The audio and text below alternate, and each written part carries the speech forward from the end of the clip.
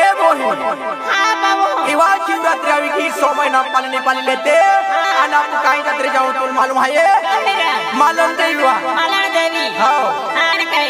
ते मालन देवी जत्रे जाऊ हा का बोल आणि सते पुरा डोगू में केला देऊ जाते रो मा मोहिना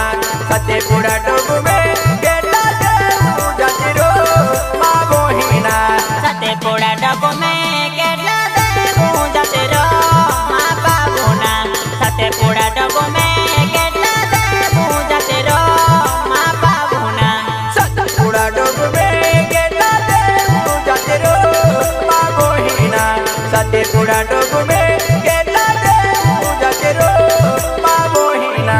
सते पोड़ा डबो में केला देऊ जाते रो मा बाबूना सते पोड़ा डबो में केला देऊ जाते रो मा बाबूरा सते पुरा डोगू में मानन देवी जाते रो मा मोहिना सते पुरा डोगू में मानन देवी जाते रो मा मोहिना सते पोड़ा डबो में मालन देवी जाते रो मा बाबूना सते पोड़ा डबो में मालन देवी जाते रो मा बाबूना